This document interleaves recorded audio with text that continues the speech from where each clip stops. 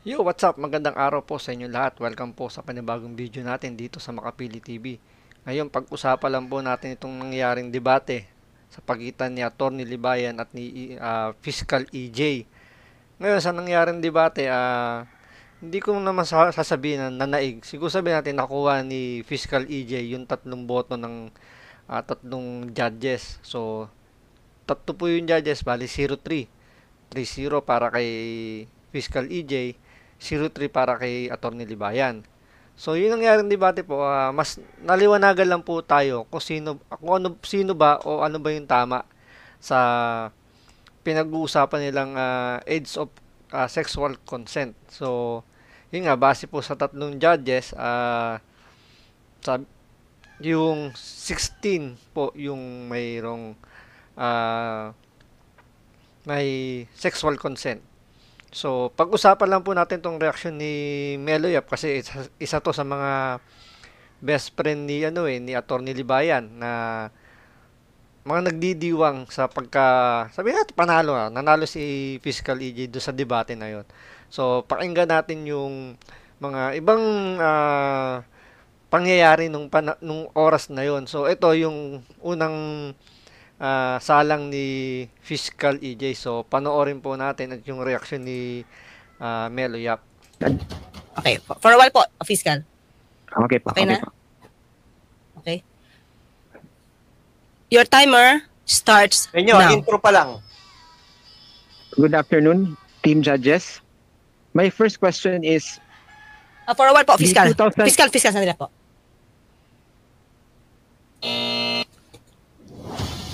Tingnan natin. Pakinggan natin kasi medyo medyo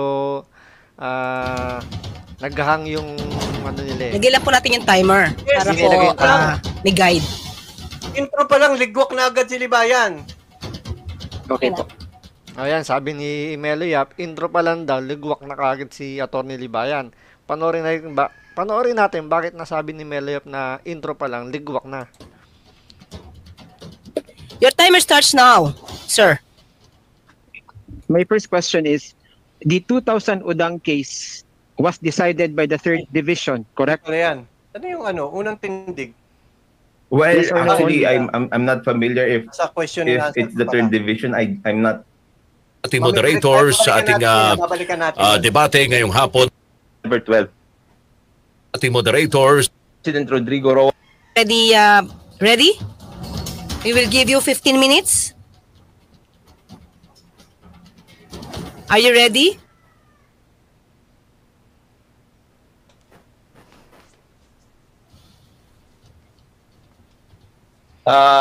Manila, President Rodrigo Roa Duterte has signed into law a bill raising the age of sexual consent. Bali dito, pinakita mo na dito ni Fiscal EJ na yung sinabi kasi ni Atty. Libayan sa kanyang live stream na ito nga, basta pakinggan nyo muna para bago tayo mag-react. Pakinggan nyo muna kasi dito medyo, ito yung ipinunto ni Fiscal EJ tsaka ni Melo Yap na pinakakalat kasi ni Atty. Libayan.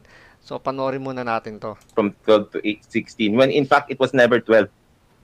Kabubuhan yung mga tao nagsasabi doon o kaya mga pedophiles ang mga taong nagsasabi doon.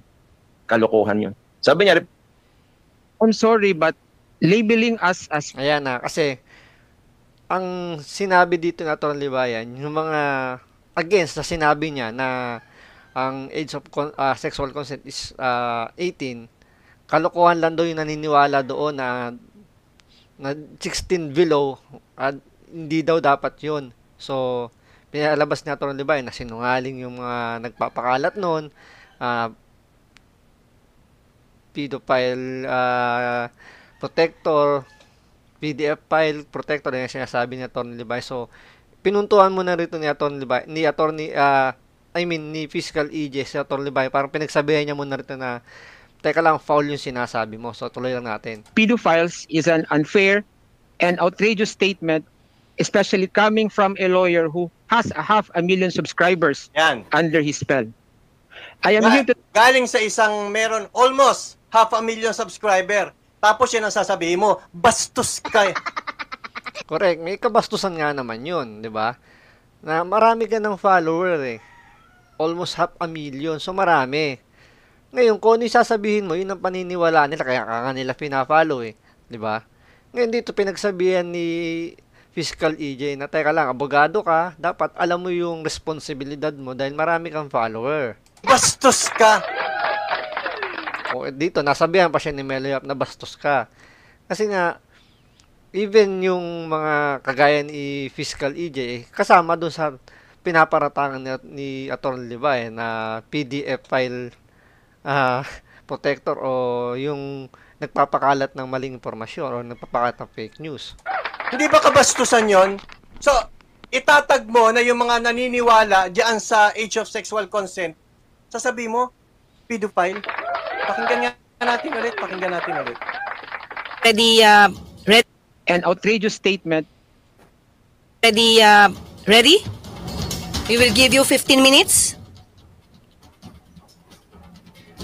Are you ready, Fiscal? Your timer starts Yes, po. now. Okay. Good afternoon again, Ms. Moderator, to our judges, to the people watching, and most especially to Attorney Libayan. Before anything else, I want everyone to listen to what my worthy opponent said in this video.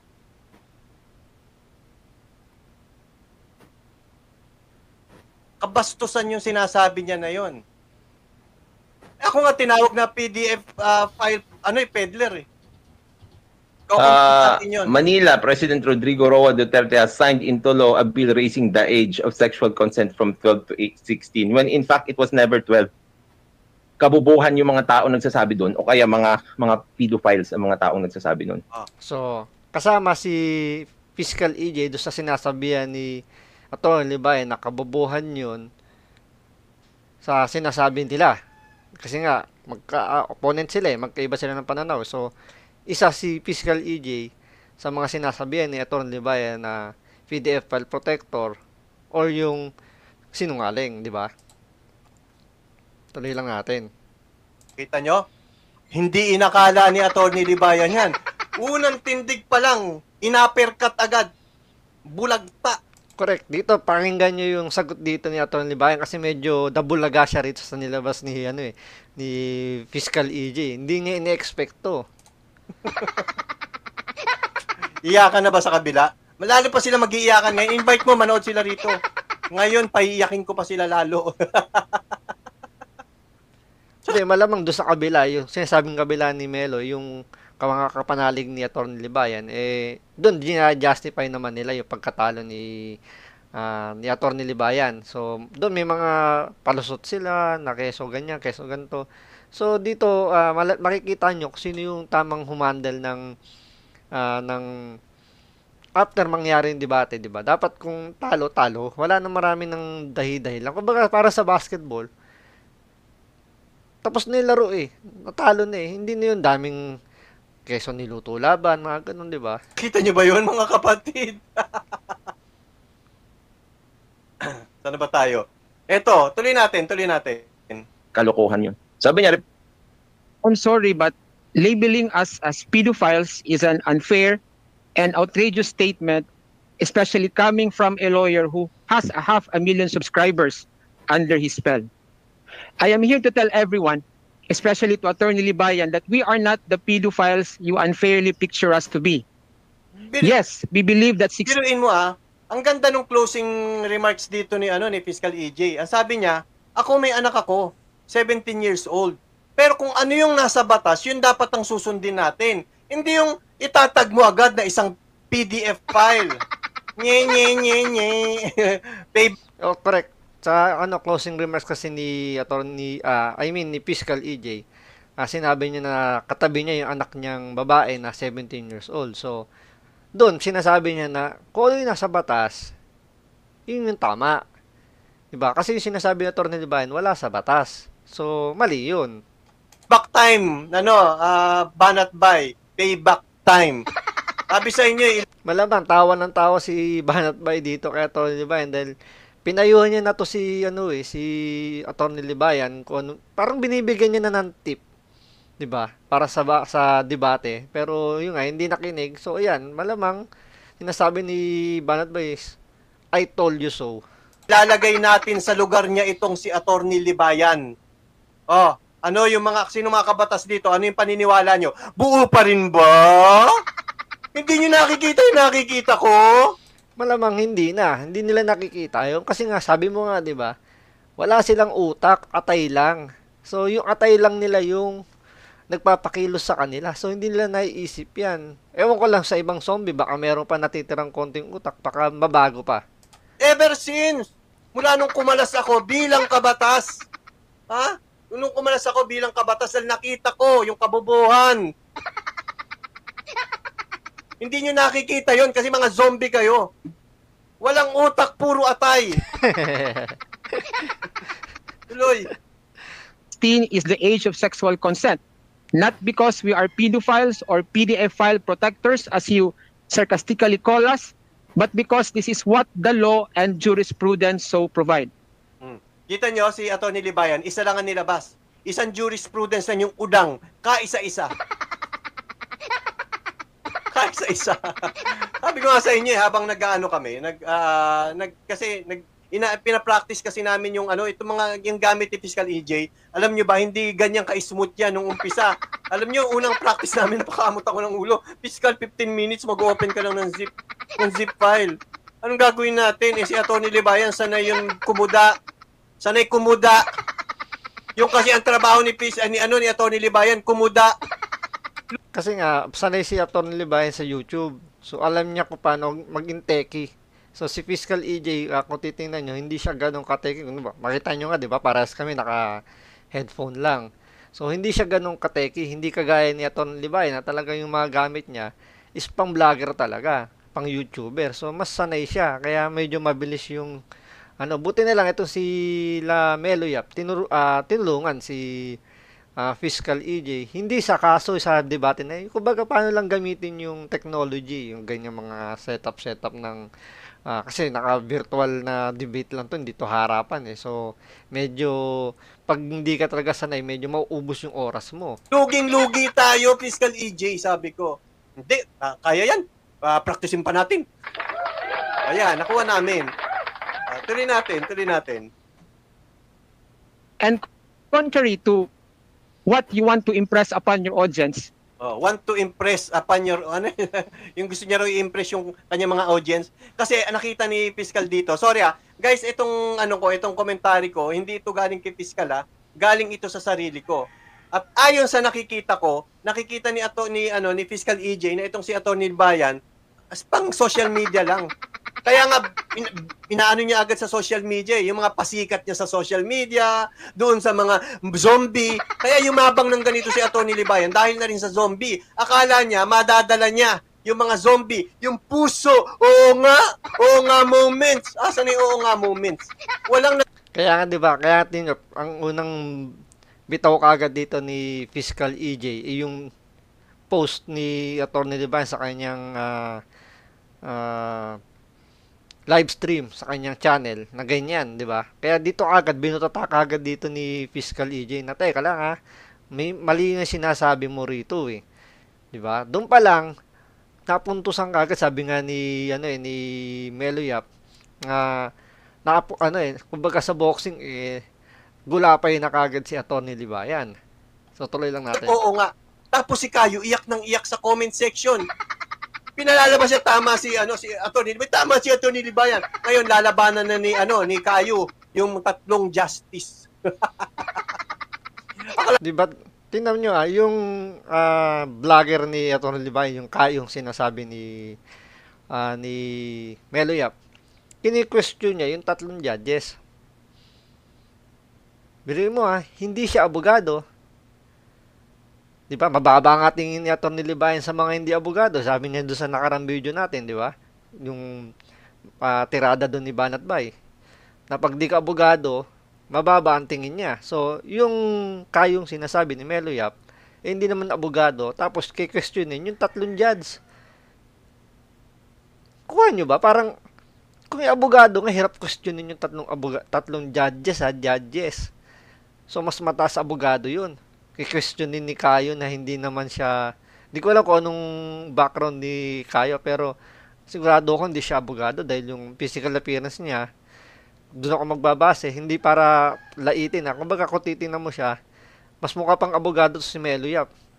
Kung sa itsura, so questionin ni Kayo yung tatlong judges, parang hindi yata, ano yata yan, hindi nakakatawa.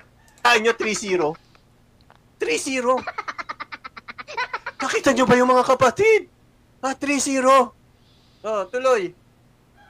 Hindi po ito usapin tungkol sa pagkakraft ng batas. Debate po ito tungkol sa ano ang nakasaad sa batas, 18 ba or 16. Yan. Gusto kasing palitan ni Atty. Libayan yung gawin 18. Hindi ito usapin ng pagpapalit ng batas, pagka-craft ng batas. Usapan ito kung ano ba yun nakasaad talaga sa batas. At yan po Yan yung ikinatalo ni Atty. Libayan sa debate na to. Tandaan nyo, debate ang labanan. Hindi ito yung kung ano yung gusto mong maging batas. Kasi ang batas, ang gagawa niyan is yung Kongreso at ang Senado. Tapos i-interpret ng mga judges o ng mga Supreme Court, gagawa ng mga mahaba pang mga usapin pa eh. So, parang gagawa nila ng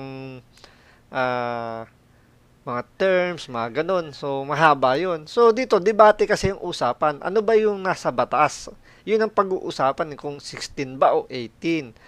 Yun ang dapat nilang pag-usapan. Ang nangyari, hindi na ipakita ni Atty. Libayan yun.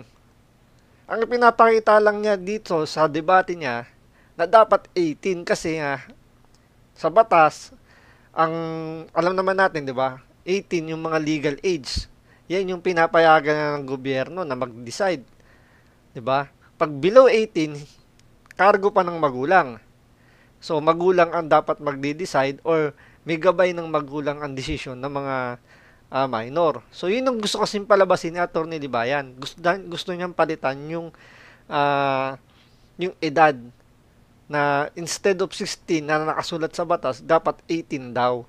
Eh ang usapan nga debate, ano ba ang nasa batas?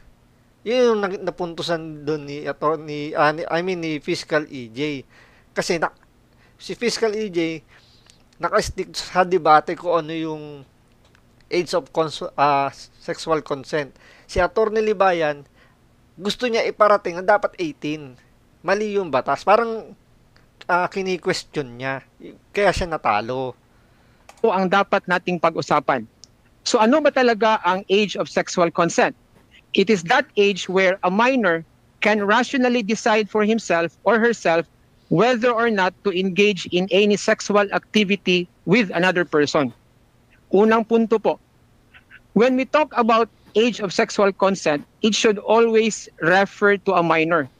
It does Yes, tama ka dyan, Orbit.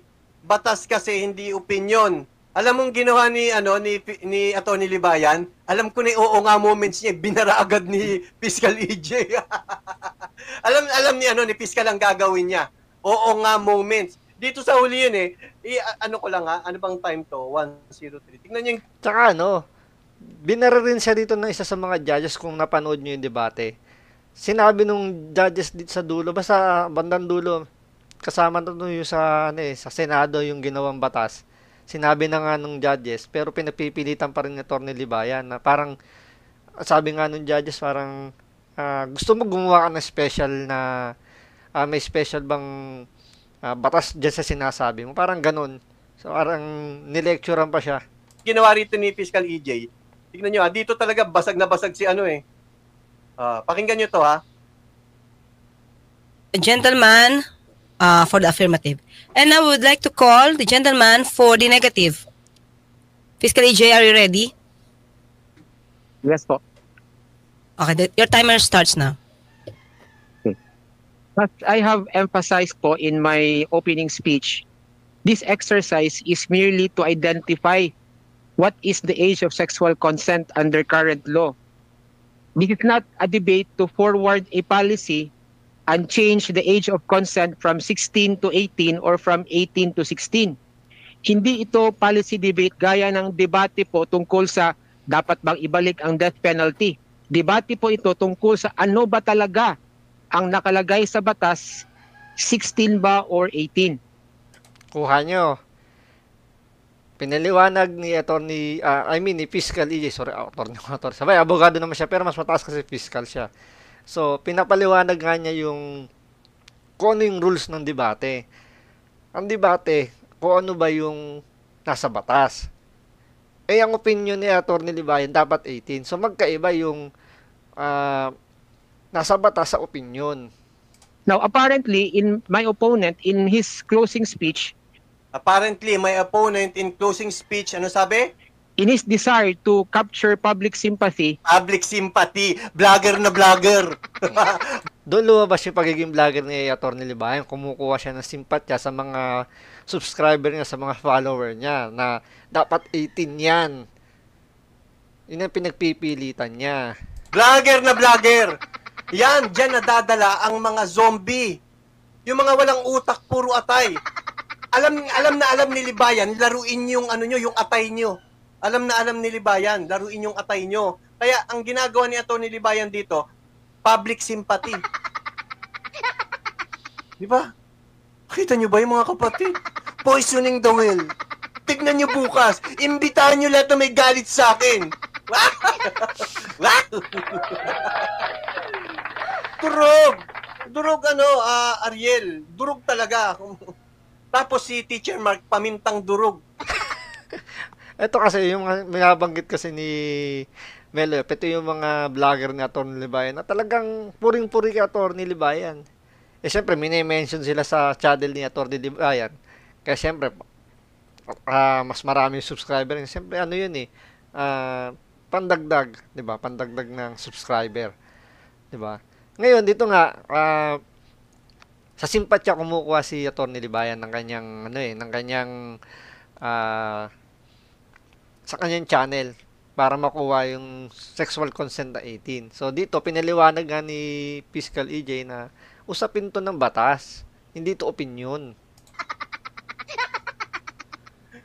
Ma'am Ecclesiastico, nakita ko magluluto ka eh. Guys, magla-live mamaya si Ma'am Ecclesiastico ha. Samahan natin siyang mag-celebrate. Kasi alam nyo, yan si Ma'am Ecclesiastico, isa din yan sa tinawag ni Atty. Libayan na PDF file peddler. Dalawa kami, si Melo Yap at si Estelastico. So nakita nyo paano siya binasag dito ni Fiscal EJ. Alam ni Fiscal EJ na hihilutin ni Atty. Libayan yung atay ng mga zombie. So dito binira niya agad. O tuloy. would like to make it appear as a policy debate. This is no longer a policy debate.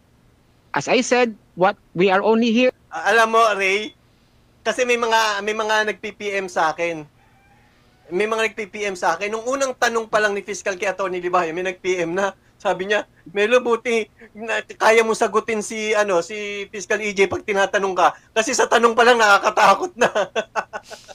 Hindi, malumanay po yan si Fiscal EJ. Napakabait. Napaka-soft-spoken. Ako nga rin nagulat. Tsaka syempre, isa pa, fiscal to. Diba? So, mas malaki na yung, nito, ang experience nito. Mas marami nitong nabasa. Diba? Mas alam niya na yung ginagawa niya. Unlike kay Atty. Libayan, hindi naman siya hinahamak. Siyempre, kumbaga, mas bagito. Diba? Hindi pa ganun kulang pa yung experience niya compare dito kay Atty. Libayan. So, talagang, para sa akin, no match. No match yung naging laban. Medyo, kumbaga sa basketball, powerhouse yung nakakalaban. Yung sa baguhang team lang. So, talagang tambak mangyayari. Kulang, hindi, sa totoo lang. Kasi, nung during sabi ko sa kanya, Fiscal, parinig naman nung mo. Alam nyo ang comment namin. Ito, tanong mo, nanonood din si Comicsman. Alam ni Comicsman, tsaka ako, sabi namin, Fiscal, lugi ka kay attorney. Kasi si attorney, magaling magsalita. Ikaw, napakalumanay mo, kakainin ka ng buo. Tapos, basta ganun nga, nakita, yun ang sinabi namin, ni-improve mo. Ang sabi lang sa amin ni Fiscal EJ, hindi, Mel, sabi Melo, ako nang bahala. Ako nang bahala.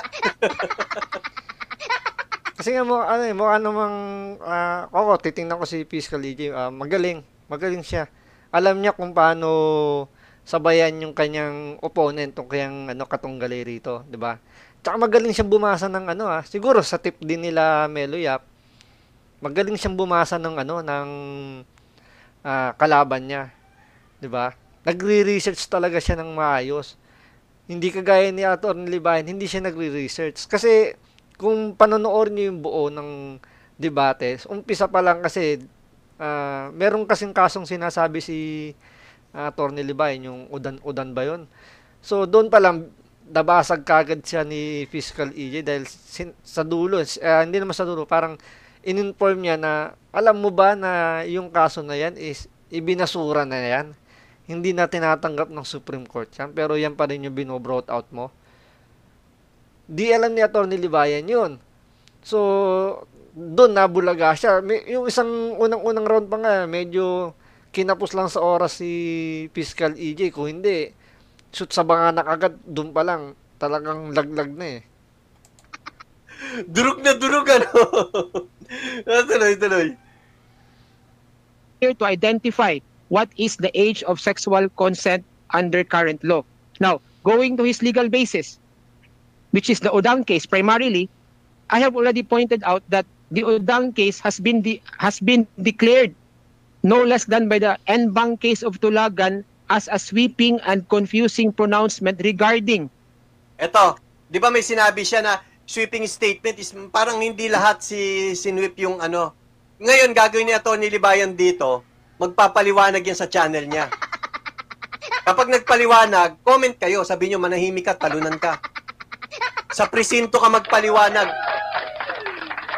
Ito, babanggitin ni Fiscal EJ yung sinasabi ko sa inyo. Na, yun nga, diba, sinabi nga niya na parang hindi na tinatanggap ng Supreme Court yung, yung decision na sinasabi lang kaso nung udan-udan ba yun. Basta yun, yung sinasabi ni Fiscal EJ. Hindi na nga daw tinatanggap yun ng Supreme Court kasi nga parang hindi yata sila kumbisido sa nangyaring kaso na yun. Pero yun pa rin yung pinangahawakan ni Atty. Libayan. Yan, tama, Anthony James. Si Kayo naman, nandun sa comment section, umiiyak. Umiiyak. Ang tanga na itong taong to, no? Hindi ba niya alam may mga judges doon? Iyak siya ng iyak kahit anong sabihin niya ron pabor kay Libayan, hindi ikapapahiya niya kapag natalo siya. Dapat behave lang siya. Iyak ka ng iyak Kayo dyan sa comment section. Bakit hindi mo kinol yung hamon ko? Ang sabi ko, magsara ng channel ang matatalo. Walang lumaban. Alam nila kasi sa basurahan sila dadamputin. Melia, gulat ako kay Atty. L. Kala ko maiiyak. Ganun pala ang Batikan na trial lawyer. Tactician po tawag doon, tactician. Well, dito lang, makikita nyo talaga na kung anong kalidad ng isang abogado. Yung nangyari debate, makikita mo kung paano yung flow ng cross-examination sa korte. So, doon makikita mo kung anong klaseng quality ng abogado meron yung nasa loob. Diba? Hindi yung puro kudalan ng kuda. Kailangan talaga, nag-research ka talaga. Hindi yung doon siya nadadali si Atty. Libayan kung ano yung binibitawan niyang salita. Yun yung ginagamit sa kanya ng mga kalaban niya. Kaya natatalo siya siguro. Ewan ko lang kung ano. Pero may panalo naman siyang kaso. Meron naman siya inilabas. Yung nga lang inabot ng 9 years. Pero ang ibig ko bang sabihin, kaya siya kagad nababara. Dahil sa kanyang sarili lang, sa kanyang ginagawa lang din. Yung diskarte niya. Nauuna yung bibig niya. Hindi niya iniisip kung ano yung ilalabas ng ebidensya. Kaya doon nababasa kagad ng makakalaban niya sa korte o dito nga lang sa debate, nahuhuli na kagad siya. So, panoorin niyo yung buo ng debate para mas maintindihan niyo kung ano yung pinag-uusapan namin dito ni Melo Yap. So, maraming salamat po.